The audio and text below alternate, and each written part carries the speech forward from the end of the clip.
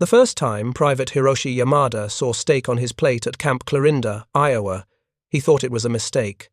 The year was 1944, late September, and the air already carried the promise of a hard Midwestern winter. He had been a prisoner for 6 weeks, captured on Saipan after his unit was obliterated in a night assault that left more men buried in volcanic ash than standing. When the Marine corporal had pulled him from a collapsed bunker, Yamada had weighed 93 pounds. His ribs pressed against his skin like prison bars of their own making.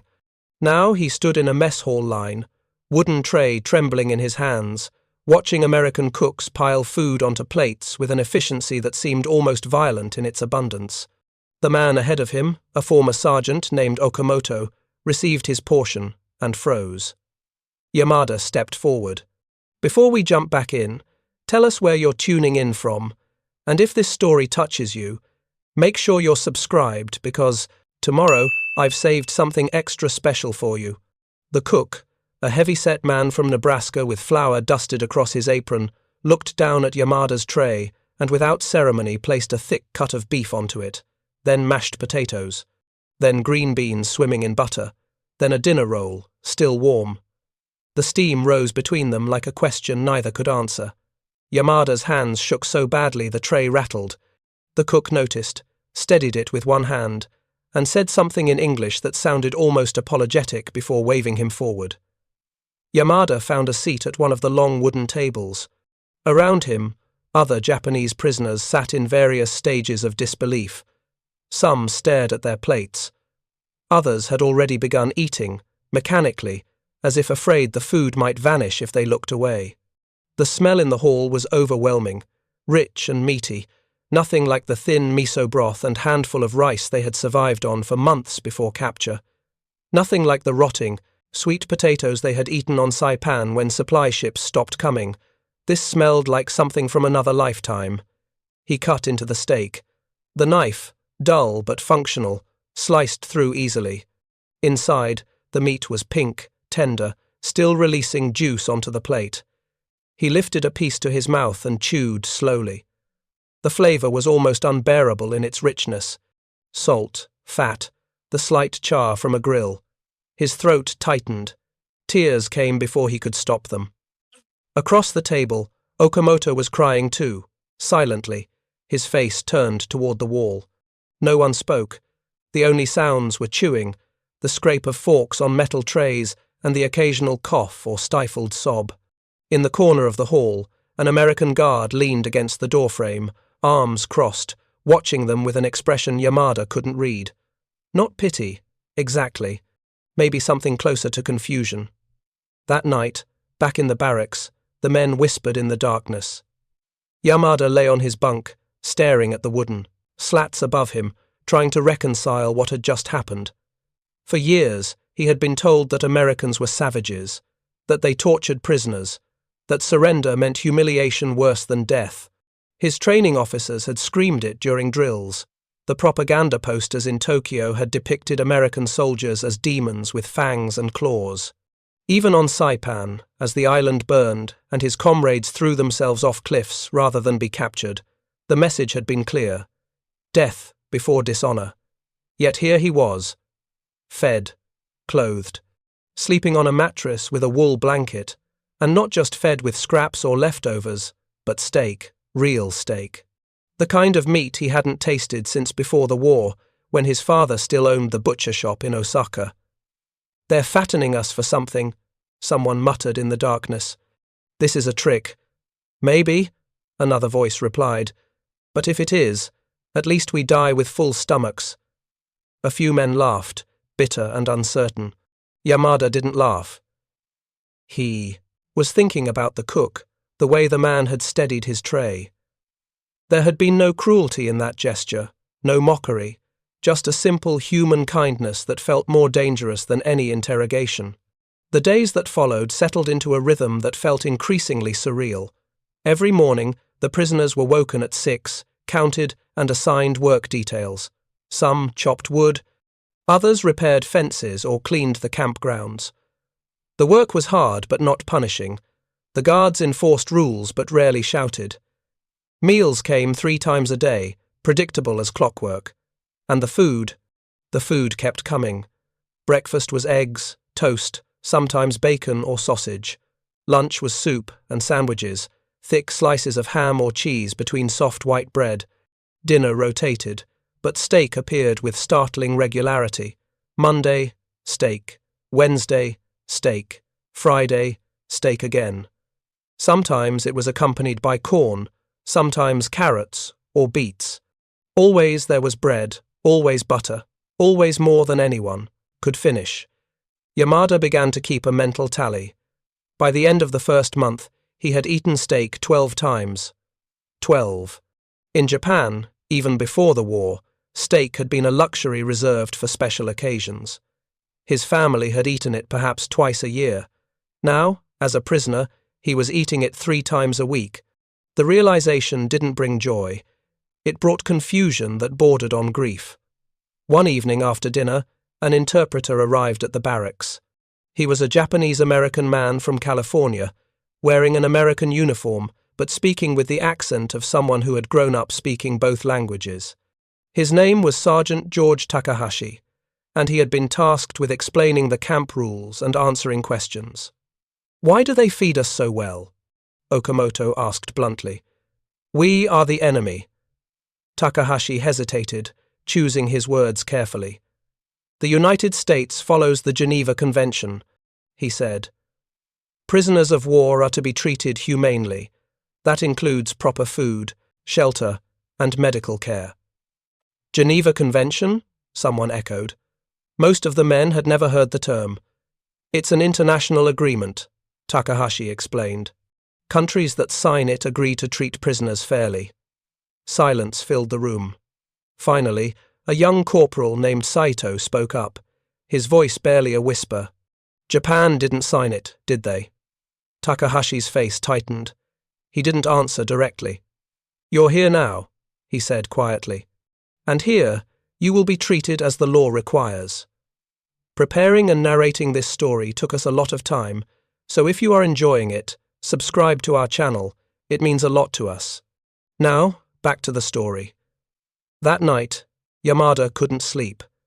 He thought about what Takahashi had said. He thought about the stories he'd heard, whispered rumors about Allied prisoners in Japanese camps. Men starved, beaten, worked to death. He had never seen it himself, but he had heard enough to know it was true. And now, lying in a warm barracks with a full stomach, he felt a shame so deep it was almost physical. What kind of war was this, where the enemy fed you better than your own army had? The question haunted him. It haunted all of them. As September turned to October, the routine continued. Work, meals, rest. The prisoners began to gain weight. Yamada's ribs no longer jutted so sharply, his face filled out. He caught his reflection one morning in a window and barely recognized himself. The hollow-eyed ghost from Saipan was gone, replaced by someone who looked almost human again. But the psychological weight was harder to shed. Every meal felt like an accusation. Every kind gesture from a guard felt like proof that everything they had been taught was a lie. Some men clung desperately to their old beliefs, refusing to eat more than the minimum, insisting that this was all part of some elaborate torture. Others, like Yamada, simply ate in silence, unable to reconcile the contradictions. One afternoon in mid-October, a new group of prisoners arrived.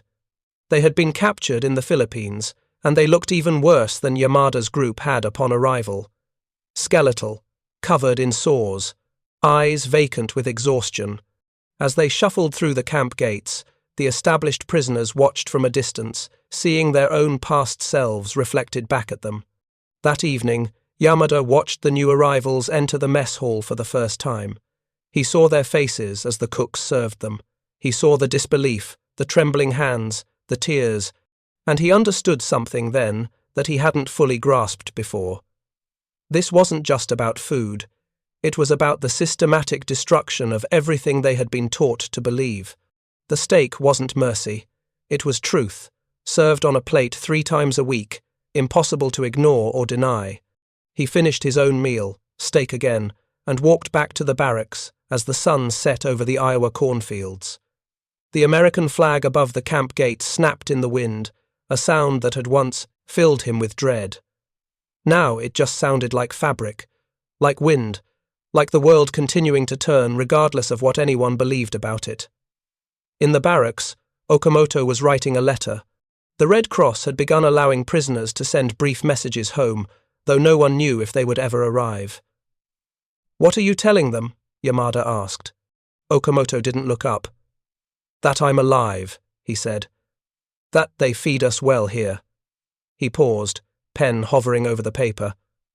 "I don't know if they'll believe me. I'm not sure I believe it myself." Yamada sat on his bunk and pulled his blanket around his shoulders. Outside, the evening count was being called, voices echoing across the compound. American voices, speaking a language most of them still barely understood. But the routine was familiar now. Safe, even. And that safety, more than anything, was what terrified them most. Because if the enemy could be kind, if the enemy could feed them steak 3 times a week while their own people starved, then what did that say about everything they had fought for? What did it say about the empire they had been willing to die to protect? But they would keep coming, meal after meal, day after day, until the weight of them became impossible to ignore. The war wasn't just being fought on battlefields anymore. It was being fought inside each man's heart, one plate of food at a time, and the Americans, whether they knew it or not, were winning. By November, the cold had settled over Iowa like a fist. The prisoners were issued winter coats, thick wool jackets with PW stenciled on the back in white paint. Gloves came next, then boots lined with fleece. Yamada pulled his coat tight as he walked to the woodpile one morning, breath misting in the air. In Japan, winter meant huddling around braziers with barely enough coal to keep the embers glowing. Here, the barracks had heating stoves that ran all night. The guards made sure they were stoked before, lights out. It was the small details that undid them. Not just the steak, though that remained the most visible symbol of their strange captivity. It was the fact that the Americans checked the stoves, that they issued extra blankets when the temperature dropped below freezing, that when Corporal Saito developed a fever, he was taken to the camp infirmary and given real medicine, not told to endure it with dignity. The infirmary was another revelation. Clean white sheets. A doctor who spoke through Sergeant Takahashi and asked questions about symptoms with genuine concern. When Saito returned 3 days later, his fever broken, he carried a small bottle of aspirin and instructions to rest.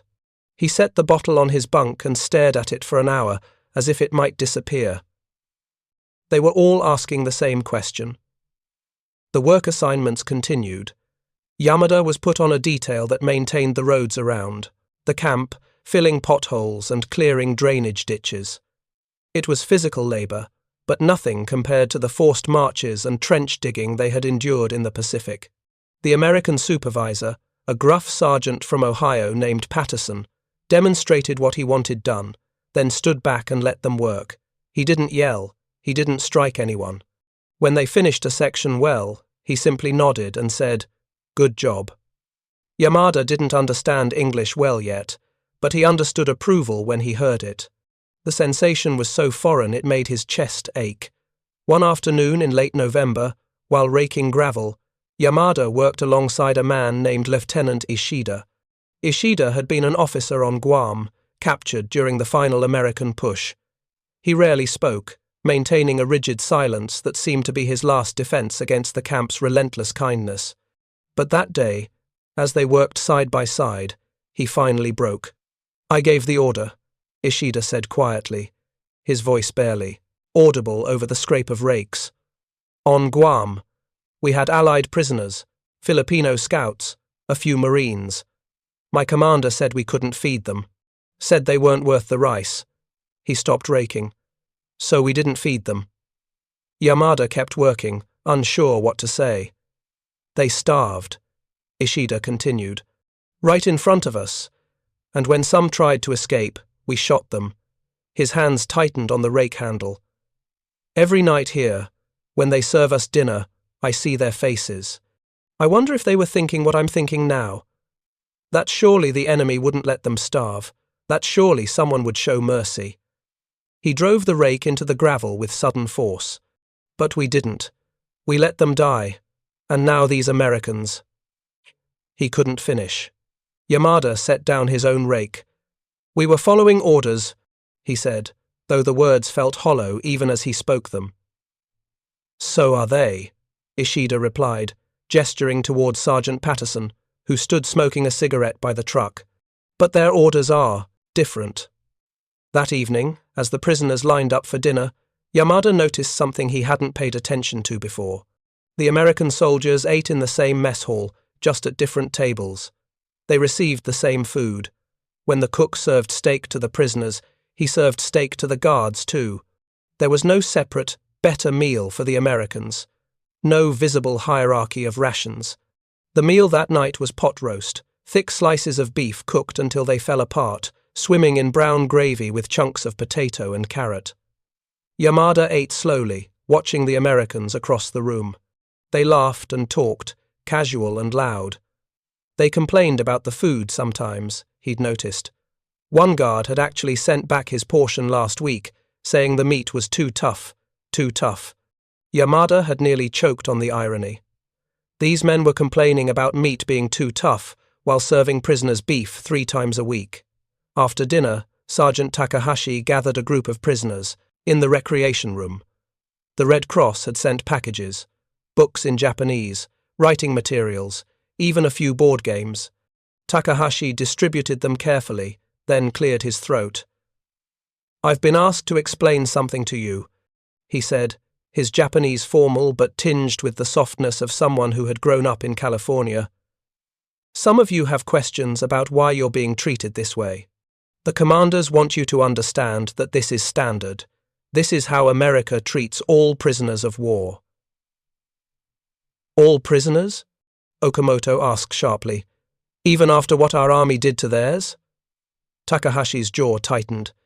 "Yes," he said. "Even then. Why?" The question came from multiple voices at once. Takahashi was quiet for a moment. When he spoke again, his voice was softer. "Because they believe that how you treat your enemy says more about you than it does about them." The room fell silent. Yamada felt the words settle somewhere deep in his chest, heavy as stones. Awake, listening to the wind howl outside. His mind drifted back to Saipan, to the days before his capture. He remembered the propaganda officer who had visited his unit, showing them drawings of Americans torturing Japanese soldiers. "They will desecrate your bodies," the officer had said with absolute certainty. "They will mock your families. Death is preferable to such shame." Yamada had believed it. They had all believed it. That's why so many had chosen suicide. That's why the cliffs of Saipan had been littered with bodies of soldiers and civilians who had jumped rather than face capture. He thought of them now, all those men who had died believing a lie. How many could have survived? How many could have returned home if they had known the truth? The anger came suddenly, hot and overwhelming. Not at the Americans, at whoever had told them the lie in the first place, at the officers who had preferred their men dead rather than alive in enemy hands, at an empire that had chosen pride over the lives of its own people. December arrived with snow. The prisoners had never seen snow like this, thick and endless, transforming the camp into something almost beautiful. They were given shovels and asked to clear the paths. Some of the younger men made snowballs when the guards weren't looking, tossing them at each other with suppressed laughter. It felt dangerous to laugh, like admitting something they weren't ready to admit. Christmas approached, and with it came preparations the prisoners didn't understand. The Americans decorated the mess hall with paper chains and pine branches. A tree appeared one morning, impossibly tall, strung with lights and ornaments. The prisoners watched the decorations go up with fascination and confusion. "It's a religious holiday," Takahashi explained. "Celebrating the birth of their prophet, they make it a special day." "Will we have to participate?" Ishida asked, his voice tight with concern. Forced conversion felt like the kind of cruelty he could understand. "No," Takahashi said. "But they're planning a special meal." The prisoners exchanged glances. How special could it be? They already ate better than they had in years. Christmas morning arrived clear and brutally cold. The prisoners went through their usual routine, but there was an odd energy in the camp. The guards seemed more relaxed, almost cheerful. When the dinner bell rang earlier than usual, the prisoners filed toward the mess hall with curiosity. The tables had been covered with white cloths. There were real plates instead of metal trays. In the center of each table sat serving platters piled high with food: roasted turkey, stuffing, mashed potatoes swimming in butter, cranberry sauce the color of blood, dinner rolls that steamed when broken open, green beans with almonds, sweet potatoes topped with something that looked like candy, and slices of pie, both apple and pumpkin, with actual whipped cream. Yamada stood frozen in the doorway. Behind him, other men pressed forward, then stopped when they saw what he was seeing. Someone whispered a prayer. Someone else made a sound that might have been a laugh or a sob. The American cooks stood behind the serving line, not wearing their usual stained aprons but clean uniforms. When the first prisoner approached hesitantly, the cook smiled and began loading his plate with portions that seemed almost excessive: turkey, dark meat, and light, stuffing fragrant with sage, potatoes whipped to clouds. Yamada received his plate in a daze. He found a seat at one of the white-clothed tables and set it down carefully, as if it might shatter. Around him, men were sitting down with the same reverence they might show at a temple. If you find this story engaging, please take a moment to subscribe and enable notifications. It helps us continue producing in-depth content like this. For several minutes, no one ate. They simply stared. The abundance was so complete, so overwhelming, that it felt almost violent. This wasn't just a meal, it was a statement, a demonstration of power more effective than any weapon. Finally, Okamoto picked up his fork. "If we don't eat," he said quietly, "it becomes an insult." That broke the spell. Slowly, forks began to move. Yamada cut into the turkey. It was moist, seasoned with herbs he couldn't name. The stuffing was rich and savory. The potatoes melted on his tongue. Each bite was perfect, and each bite made him want to weep. Across the room, the American soldiers sat at their own tables, eating the same meal. They seemed happy, talking and laughing, completely at ease. One caught Yamada's eye and raised his glass of water in a small salute. Yamada, not knowing what else to do, raised his own glass in return. The gesture felt like crossing an invisible line. When the meal ended, the prisoners filed out slowly, almost reluctantly. The winter sun was already setting, painting the snow pink and gold. They walked back to the barracks in silence, each man alone with thoughts too complex to voice. That night, Yamada wrote his third letter home. He had received one back from his mother, a brief note saying they were alive but struggling. Rice was scarce. The bombings continued. His father's shop was gone, burned in a raid. She didn't ask about his capture or his treatment. Maybe she didn't want to know. But Yamada wrote the truth anyway. He described the camp, the food, the strange kindness of captors who should have been monsters. He didn't know if the letter would reach her or if the censors would allow such words through, but he needed to write them. "They feed us turkey and pie," he wrote. "They give us medicine when we're sick. They heat our barracks in winter. Mother, I don't understand this war anymore. I thought we were fighting demons, but the demons feed us better than our own army did. What does that make us?" He folded the letter carefully and set it aside. Outside, snow began to fall again, soft and silent. In the bunk above him, Okamoto was already asleep, snoring gently. Across the room, Ishida sat on his bunk, staring at nothing, his face etched with the same confusion and shame that Yamada felt. They were all asking the same unspoken question. If America, the enemy, could show such mercy, such abundance, such systematic care for men who had tried to kill them, what did that say about Japan? What did it say about everything they had believed? The questions hung in the air like ghosts. And tomorrow, there would be another meal. More steak, probably. More proof that the world they thought they knew had never existed at all. Winter surrendered to spring slowly, the Iowa snow melting into mud that clung to boots and made the roads impassable for days. By March of 1945, the prisoners of Camp Clarinda had been in American custody for nearly 6 months. They had gained weight, regained strength, and lost something harder to define. The sharp edges of their old identities had worn smooth, eroded by the steady repetition of kindness. Yamada worked the fields now, part of a crew that helped local farmers with spring planting. The arrangement benefited everyone. The farmers needed labor with so many American men overseas, and the prisoners needed something to occupy their hands and minds. They were paid in camp scrip, small amounts they could use at the canteen for cigarettes, soap, or writing paper. The work was hard, but honest. They planted corn in long, straight rows, the black Iowa soil rich and yielding under their hands. The farmer who supervised them, a man named Mr. Hendricks, treated them with careful neutrality. He gave instructions through gestures and simple words, corrected mistakes without anger, and once, when a sudden storm rolled in, invited them to wait it out in his barn rather than march back to camp in the rain. Inside the barn, surrounded by the smell of hay and livestock, Yamada and the others sat on bales and listened to the thunder roll overhead. Mr. Hendricks brought them thermoses of coffee, real coffee, hot and black. He poured cups for each man, then settled onto a bale himself and lit a cigarette. For a while, nobody spoke. Then Mr. Hendricks pulled a photograph from his wallet and showed it to Yamada. A young man in uniform, smiling, impossibly young. "My son," Hendricks said slowly. "Pacific.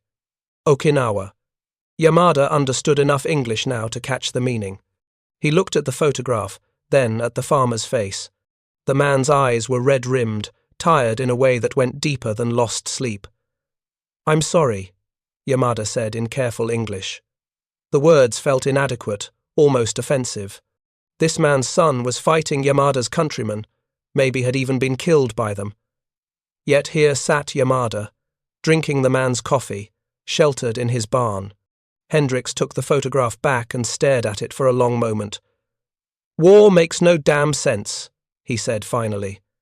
Then he stood and walked to the barn door, watching the rain. That night, Yamada lay awake thinking about the photograph, about the father who brought coffee to enemy prisoners while his own son fought across the ocean, about the impossible contradictions that war created, forcing men to hold opposing truths in their hearts simultaneously. April brought news that filtered through the camp in whispers. President Roosevelt had died.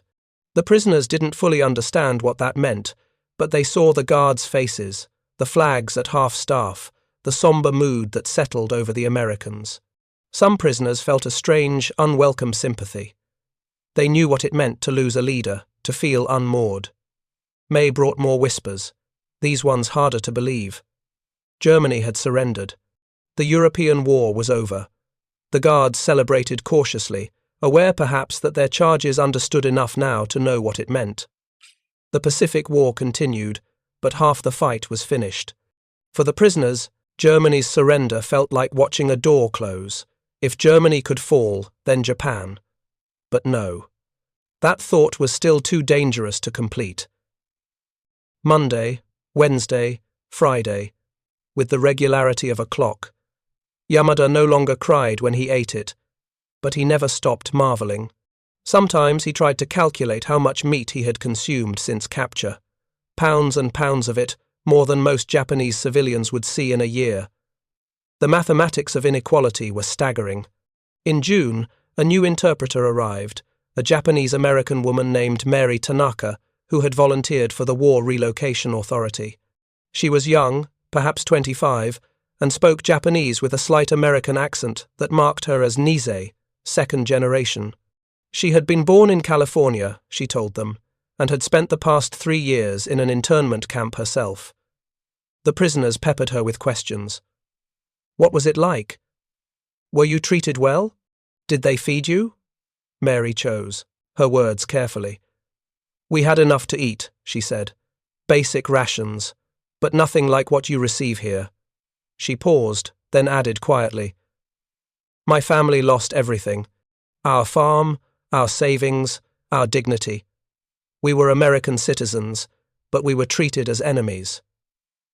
Enemy soldiers ate steak while American citizens of Japanese descent ate in mess halls behind barbed wire. "Why do they treat us better than their own people?" Ishida asked, his voice sharp with something between outrage and confusion. Mary's smile was sad. "Because you're enemy soldiers. There are rules for how to treat you. But we were just Americans who looked like the enemy. There were no rules to protect us." That conversation haunted the barracks for days. The moral landscape of the war grew more complex with every revelation until it became impossible to see clearly. There were no simple villains, no pure heroes, just humans making choices, some better than others, all of them imperfect. July brought unbearable heat and news that crept through the camp like fever. The Americans were planning something big, an invasion of Japan itself. The guards grew tense. The prisoners grew silent. Everyone knew what an invasion would mean. Total war, cities burning, millions dead. Yamada tried to imagine American soldiers landing on Japanese beaches, tried to imagine them fighting through streets he had walked as a child. The thought made him physically ill. At night, he dreamed of his mother's face, of his father's shop, of streets turned to ash. Then August arrived, and with it came the impossible. The morning of August 6th started like any other. Work details, breakfast, the usual routine. But by afternoon, the camp was electric with rumors. Something had happened, something terrible. The guards clustered in tight groups, speaking in urgent whispers. The prisoners watched nervously, unable to understand but sensing catastrophe. That evening, Sergeant Takahashi assembled them in the recreation hall. His face was grey, his hands shaking slightly as he held a piece of paper. When he spoke, his voice was barely steady. "Yesterday," he said in Japanese, "the United States dropped a new kind of bomb on Hiroshima. A single bomb." He paused, swallowing hard. "The entire city is gone. Tens of thousands dead. Maybe more." The room erupted, voices overlapping, men shouting questions, some calling Takahashi a liar. It couldn't be true. One bomb couldn't destroy a city. It was propaganda, American lies designed to break their spirits. But Takahashi's face said otherwise. "I saw the photographs," he said quietly.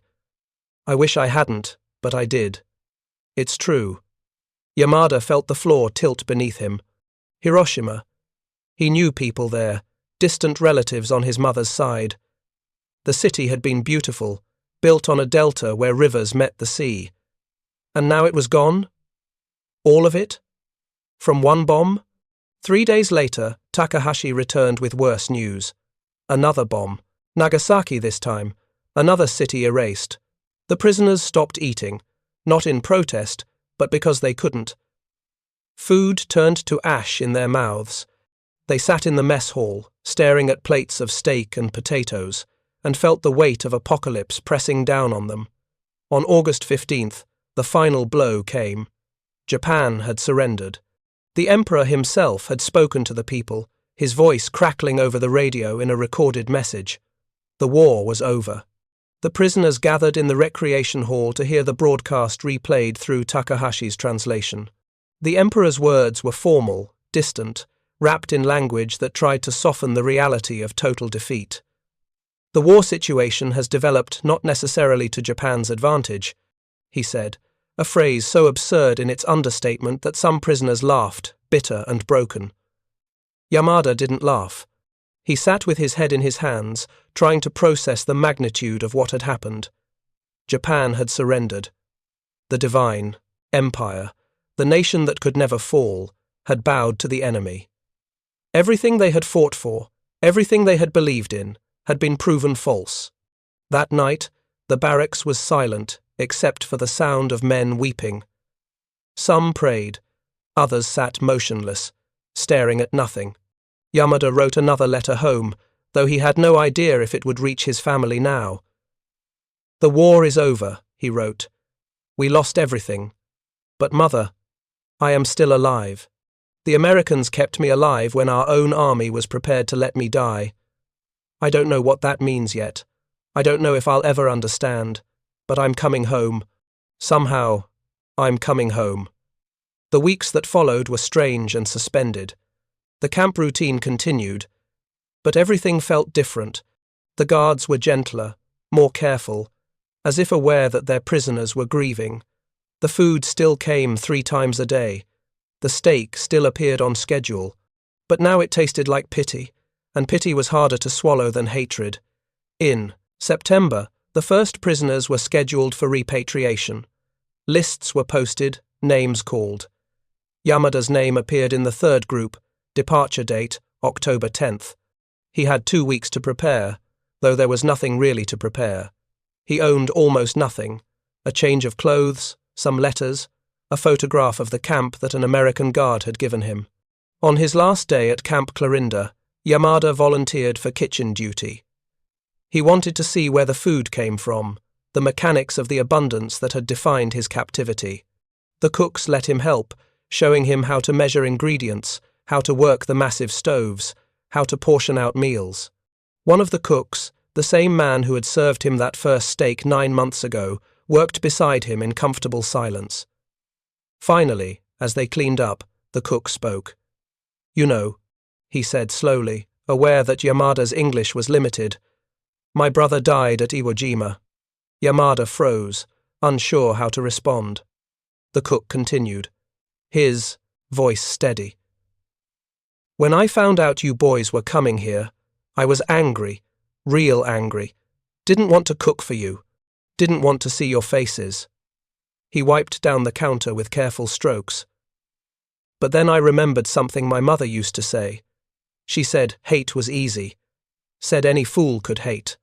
But feeding people, taking care of them even when it's hard, that's what makes you human." He turned to look at Yamada directly. "So I cooked, and I kept cooking. Not because I forgave you, but because I didn't want to become something I couldn't live with." Yamada bowed deeply, the Japanese gesture of respect that no longer felt out of place here. "Thank you," he said. "For the food. For everything." The cook nodded once, then went back to cleaning. The train that took them away from Camp Clarinda left on a cold October morning. Yamada pressed his face to the window, watching Iowa scroll past one last time.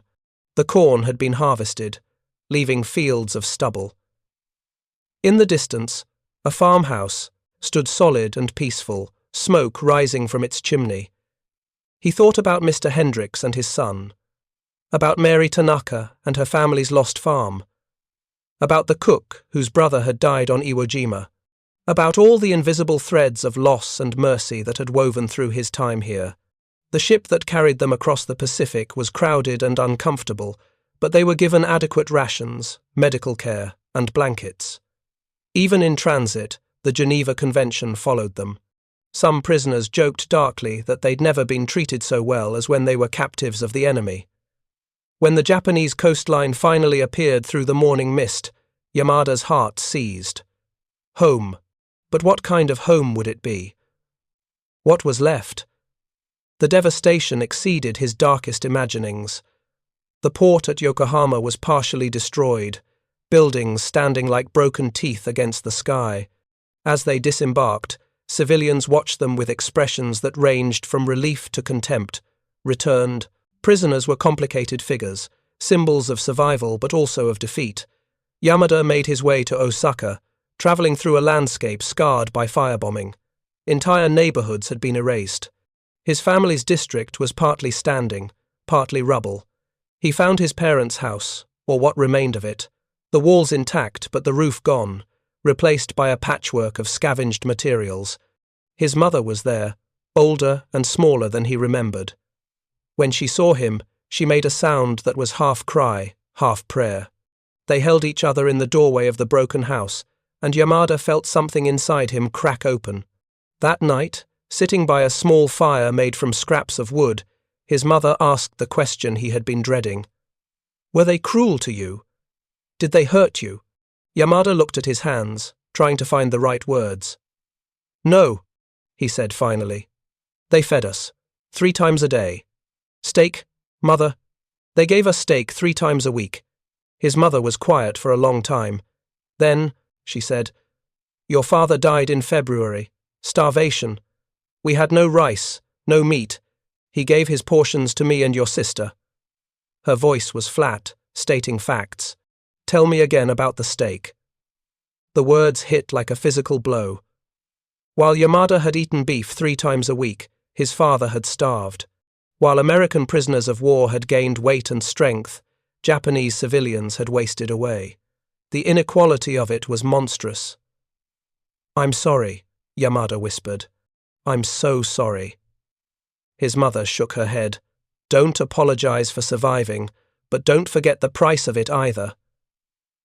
Post-war Japan was a landscape of rubble and rebuilding, occupied by the same Americans who had fed Yamada steak in Iowa. He found work as a translator, his English learned in the POW camp now a valuable skill. He married, had children, built a life from the ruins, but he never forgot Camp Clarinda, never forgot the taste of that first steak, the bewildering kindness, the slow unraveling of everything he thought he knew.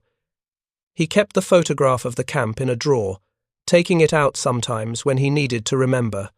In 1973, during a business trip to America, Yamada made a detour to Iowa. Camp Clarinda was long gone, the land returned to farming. But he stood in the field where the mess hall had been and remembered. The smell of frying meat, the white tablecloths on Christmas, the cook who had fed him despite his grief. An elderly farmer approached, curious about the Japanese man standing in his cornfield. When Yamada explained, the farmer nodded slowly. My father worked here during the war, the farmer said. He told me about the POW camp. Said it changed him, seeing how easy it was to treat people right, even when they were supposed to be enemies. They stood together in silence, 2 old men in a field of corn, connected by a history that felt both impossibly distant and painfully immediate. Before leaving, Yamada asked if there was a memorial. Anything to mark what had happened here. No memorial, the farmer said. But the soil's good. Grows the best corn in the county. Maybe that's memorial enough. Something good growing where there used to be fences. Yamada returned to Japan and wrote his story down, finally, after decades of silence. He published it in a small literary magazine under a pseudonym, unsure how it would be received. The response surprised him. Letters arrived from other former POWs, men who had been in different camps but had similar stories. They had been fed, treated fairly, shown mercy by an enemy that had every right to show none. The letters all asked the same question. Why? Why had the Americans treated them so well when Japan had treated Allied prisoners so poorly? Yamada didn't have a complete answer, but he wrote back to each man with what he had learned, that mercy wasn't about deserving it, that kindness could be a choice, made deliberately even in the face of hatred and loss, that feeding your enemy didn't make you weak, it made you human. In his final years, Yamada returned once more to America, this time as part of a reconciliation group. They visited memorials, met with veterans, tried to build bridges across the gap that war had created. At one dinner, he sat across from a former Marine who had fought on Saipan. You were captured there? The Marine asked. Yes, Yamada said, pulled from a bunker. I weighed 93 pounds. And then? And then they sent me to Iowa, and they fed me steak 3 times a week until I couldn't remember what it felt like to be hungry. The Marine was quiet. Then he said, My brother was a POW in Japan. He survived, but barely. When he came home, he weighed 80 pounds. Never really recovered. Yamada felt the familiar weight of shame and sorrow. I'm sorry, he said. I'm so sorry for what happened to him. I know you are, the Marine replied. And I'm glad you survived. I'm glad somebody showed you mercy, even if we couldn't show it to everyone. They shook hands across the table, 2 old men carrying the weight of history, trying to set it down gently. Yamada died in 1998 at the age of 76. At his funeral, his daughter found the photograph from Camp Clarinda in his wallet, worn soft from decades of handling. On the back, in fading ink, he had written, "The enemy fed me when my own country could not. Never forget that mercy is stronger than pride." The lesson of Camp Clarinda, of the steak served 3 times a week, wasn't about food. It was about the choice to see humanity in your enemy, about the power of basic decency in the face of war's brutality, about how sometimes the greatest victory isn't defeating your enemy but refusing to become the monster they expected you to be. In a world that had burned with hatred, a few men chose to cook steak for prisoners. It was a small act in the scope of total war. But for men like Yamada, starving and convinced they would be tortured, that steak was everything.